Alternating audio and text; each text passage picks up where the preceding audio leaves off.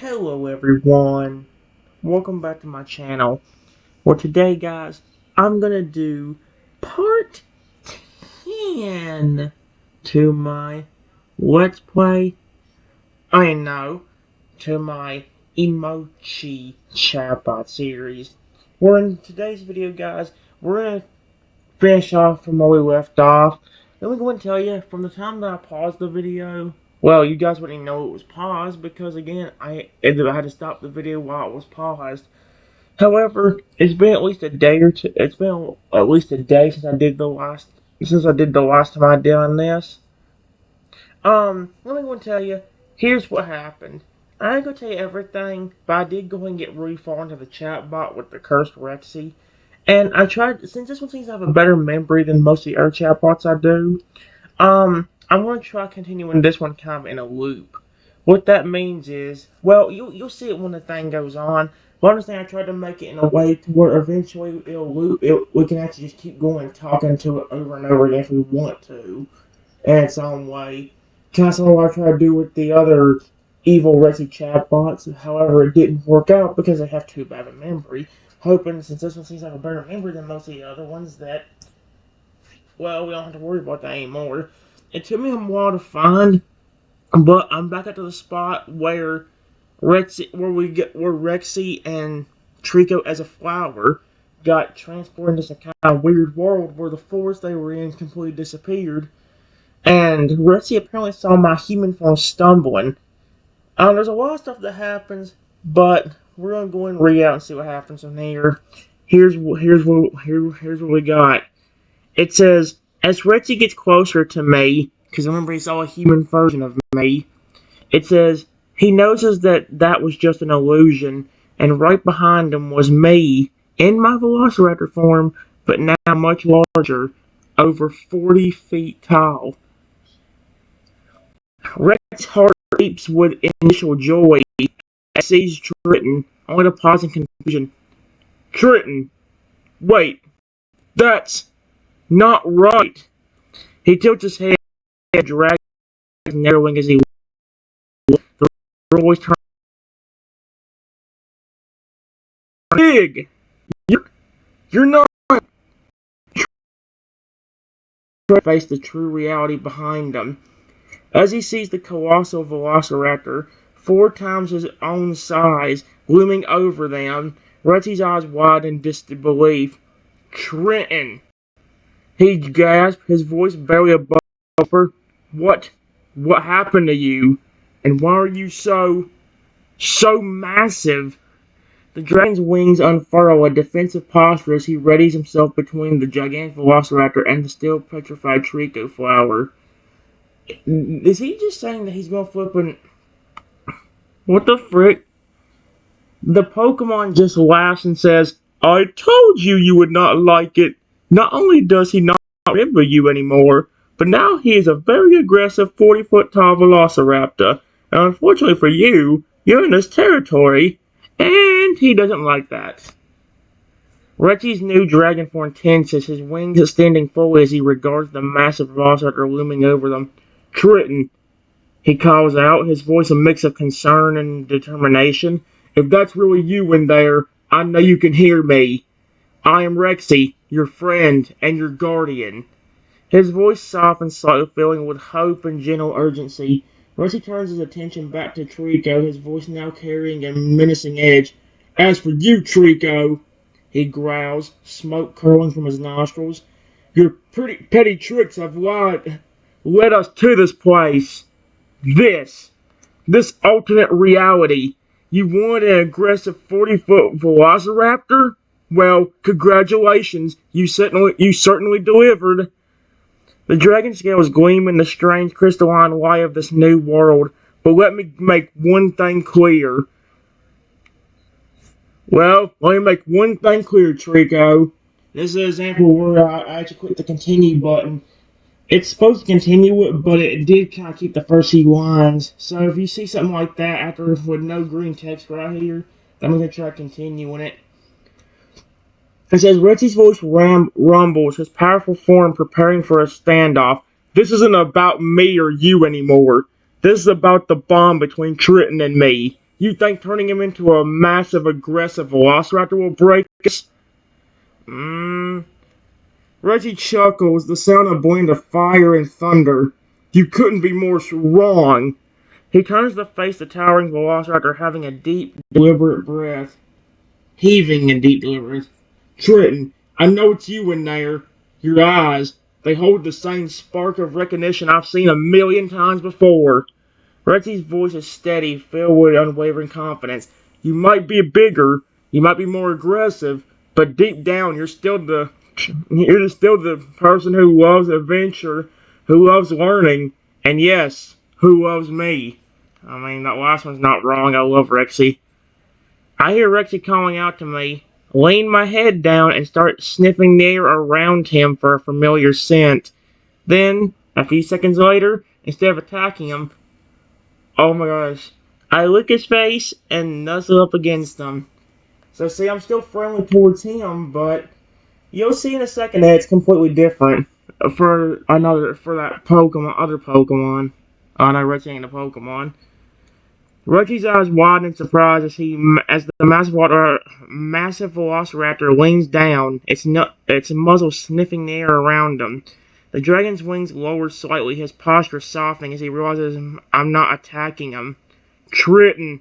Rexy's voice is filled with a cautious hope as he watches my reaction. Then as the Velociraptor licks his face and nuzzles against him, Rexy's entire demeanor changes. His eyes close in bliss, a contented rumble emanating from his chest. Yes, it's me, Rexy, he murmurs, returning the affectionate gesture by gently rubbing his snout against my cheek. Oh, that's adorable. I'm here, and I'm not leaving, no matter what happens, no matter what form you take. I will always be here for you, my dear friend. The Pokemon, aka Trico, gets irritated that I'm being friendly towards Rexy, even though I am more aggressive and bigger, and he says, "That's not fair." Right when I hear the right when I hear the Pokemon's voice, I look at him and growl at him. That's not good.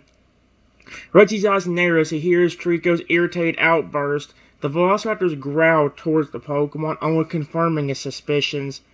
Irritated that Triton is showing affection towards me, even in this form? Rexy chuckles, a sound that's equal parts amusement and annoyed. Well, that just proves how little you understand about the true nature of our bond.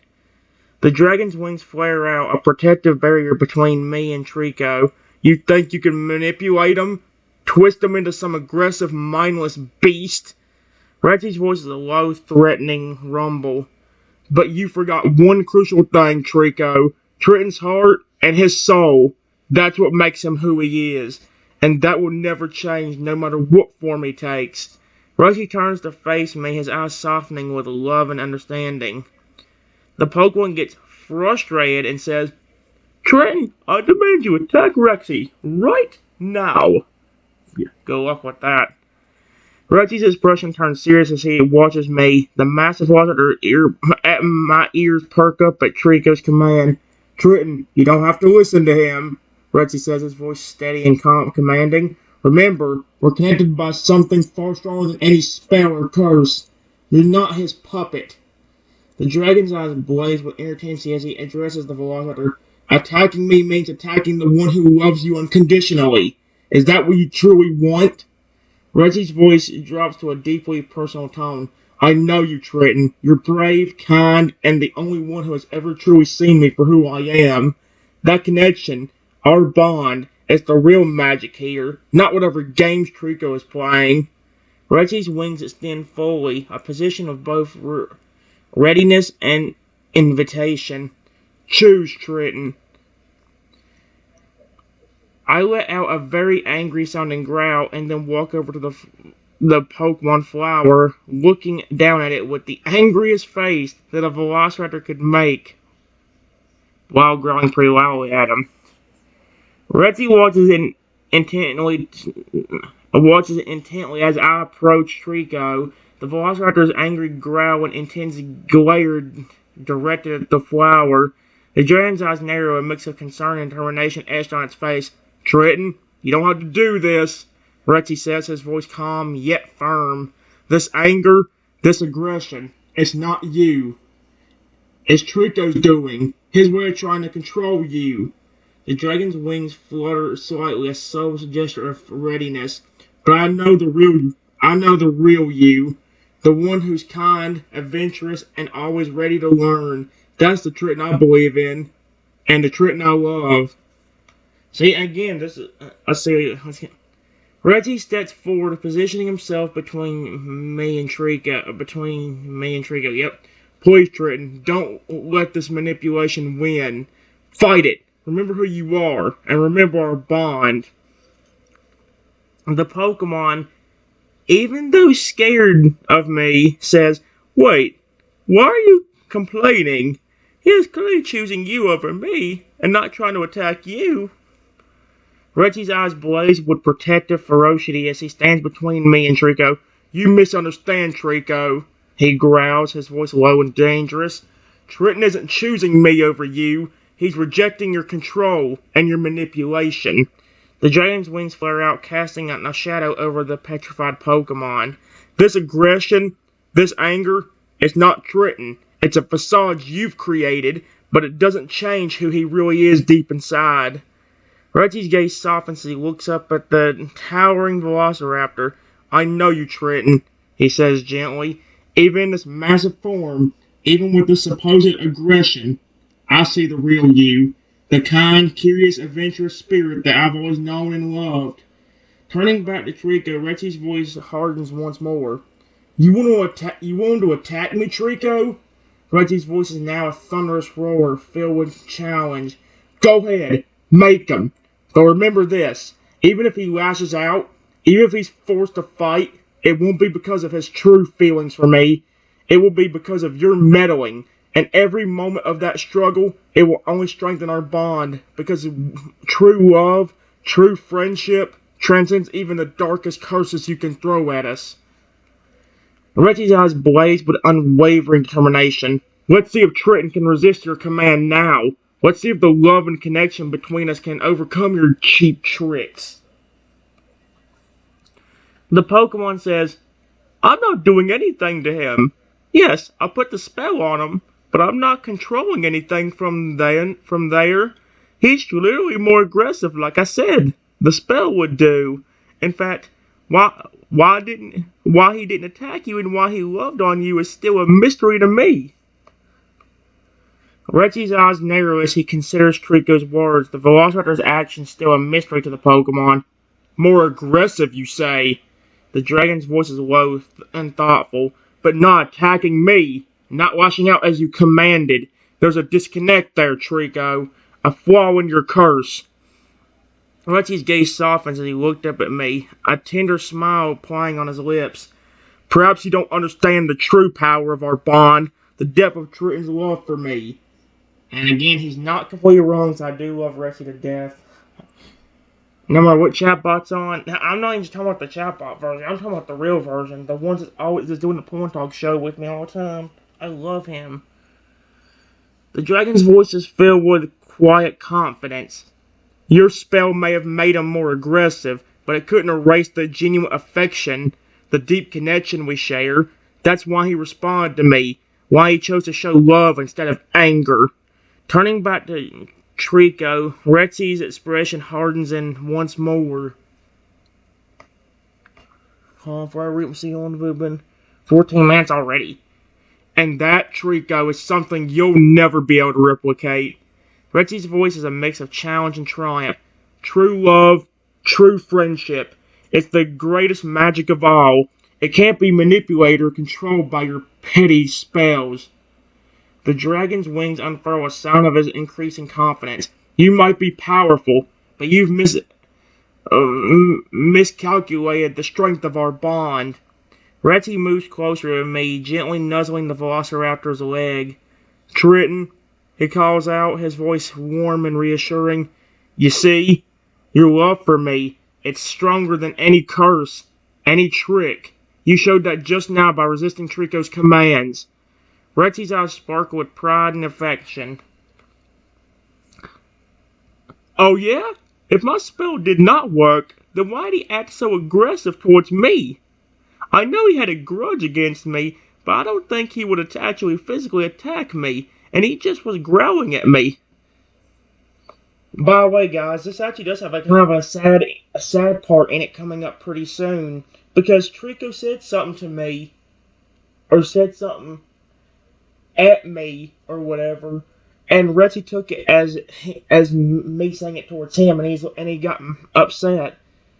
Then after he realized his well, you'll see, but after he realized what he did, let's just say I wasn't so happy. Not in an angry sort of way, but in a sad, like, upset sort of way. Rexy's eyes narrow as he considers Trico's words, amidst a curiosity and frustration crossing his features. You're right, Trico. Triton did act aggressively towards you. Rexy admits, his voice cautious, but aggression doesn't always mean physical attack. The dragon's gaze flicks between me and Trico, trying to piece together this new information. Rexy's voice softens, becoming almost tender. Triton, my dear friend, he murmurs, looking up at the massive velociraptor. It seems there's more to this situation than just your curse. Was there something before this, between you and Triton? His eyes sharpen, focusing intently on the flower. Perhaps there's a history here, a context that we're missing. Rexy's posture straightens, his tone becoming more authoritative. If that's the case, Trico. Rexy's posture straightens and he turns to face Trico directly. If that's the case, Trico, there's a crucial piece of the puzzle we're overlooking. The dragon's voice is firm and commanding. This grudge Triton holds against you, it's clear it runs deeper than your curse. Perhaps your interference didn't just awaken his aggression, but it exacerbated feelings he already had. Rexy's gaze turns contemplative, considering the possibility. The growls, the snarls, they weren't just a reaction to your command. They were an expression of a real existing animosity. He looks at me, his expression filled with a mix of concern and understanding. The question now isn't just how to break the curse, but how to address the root of their anger towards you. Turning to me, Rexy's voice softens, his voice filled with care. Rexy's eyes soften as he looks up at me, his voice filled with gentle understanding. Triton, my dear friend, he murmurs. I know the situation is confusing and frustrating. The dragon's tone is soothing and reassuring, but please, try to remember that no matter what grudge you may hold against Trico, no matter how aggressive you feel, your true self is still in there. The kind, caring, adventurous person I know and love. Rexy gently nuzzles my leg, his touch light and affectionate. We'll figure this out together, Triton. The dragon's voice is filled with determination. I won't let this curse, or any lingering of anger, come between us. We're in this together as we always have been. The Pokemon says, he's probably mad at me because I keep messing with him, and especially you. I think he really does like you a lot. That, plus maybe trauma from you trying to attack him because of my curse on you. I mean, again, that actually has some, that does have some literal, things to it. I mean, think about it, think about it in this way. If I was cursed to become a Velociraptor and I didn't listen to that Pokemon's commands, it didn't attack Rexy, but was getting angry at the Pokemon that was trying to command me, you know what I mean? Rexy, feeling the weight of Trico's words, looks thoughtful at the flower that houses the Pokemon. You may be right, Trico, Rexy says, his voice reflecting the complexity of the situation. This isn't just about the curse. It seems Triton's feelings towards you are indeed intertwined with his affection for me. He pauses, considering his anger, his aggression. It might be a mix of his desire to protect me and the trauma he experienced at your hands. Rexy's gaze turns to me, filled with a mix of concern and understanding. Triton, my dear. He speaks to the Velociraptor, his voice gentle yet steadfast. I know you're confused and I know you're hurt, but anger and aggression don't solve problems, especially not between friends. The dragon's expression softens, his eyes fill with love. And again, And again, coming up, this is where the Pokemon blames, or this is where Rexy gets angry at me, even though I did nothing. I'll save that for the next video.